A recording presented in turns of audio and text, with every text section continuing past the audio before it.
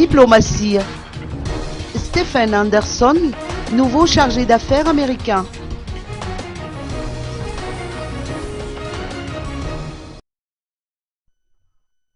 Le président Heri Rajaonarimampianina a reçu aujourd'hui au palais d'État d'Iavlou le nouveau chargé d'affaires de l'ambassade américaine, Stephen Anderson.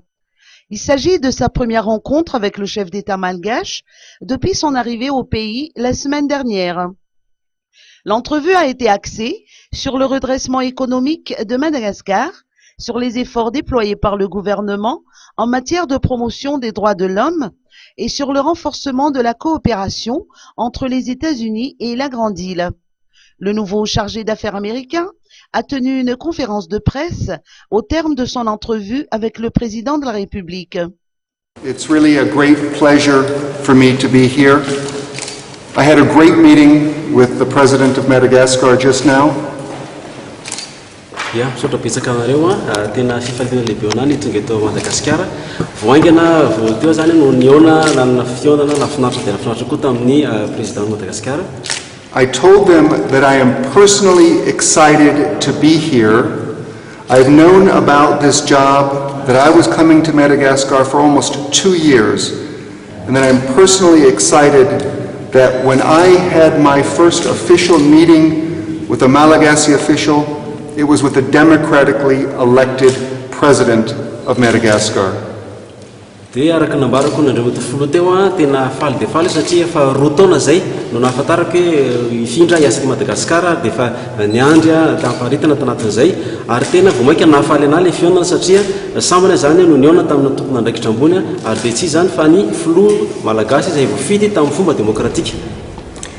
We discussed the full range of bilateral issues between the United States and Madagascar. Dia niresanay amin'ny raha lato daholo ireo lafiny rehetra sy ny fiarah-miasa eo amin'ny firenena roa tonta. The president was very generous with his time. Dia isaorana andriamatoa filoha izay nanome fotoana malalaka be iresanay. I commended him in the name of the United States government for his government's commitment to human rights and the rule of law.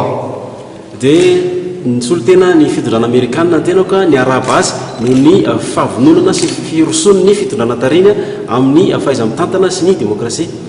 We talked about Madagascar's future participation in AGOA and the fantastic opportunities that AGOA will offer to the United States, to Madagascar, and especially the opportunities it will offer to the Malagasy people. Ndresana eto ihany koa ny fandraisana anjara Madagasikara anatin'ny AGOA sy ireo tombony be da be izay ho raisin'ny andaniny roa na i États-Unis na i Madagasikara anatin'izay fandraisana anjara anatin'ny tsenam-barotra AGOA izay. I reassured the President of the United States' commitment to supporting the Malagasy people, whom we give currently 163 billion ariary in bilateral assistance, and we have over 120 Peace Corps volunteers in Madagascar working with Malagasy in their local communities. Dia nambarako ihany koa ny fampanantenana avy amin'ny fitondrana amerikanina ny itoy hiara-iasa hatrany amin'ny vahoaka malagasy santionany amin'izany ny fanolorana fanampiana mivantana ny mponina mitentina 1320 lafitra ariary isa-taona ankoatran'ny ireo platsaka sitrapo amin'ny corps de la paix misy 20 tsy latsaka izay miasa manerina firenena. Durant son allocution, Stephen Anderson a affirmé à quel point sa rencontre avec le peuple malgache et le président de la République Heri Rajaonarimampianina l'a ravi. D'après ses explications, il a su qu'il allait être désigné pour représenter les États-Unis à Madagascar il y a 2 ans.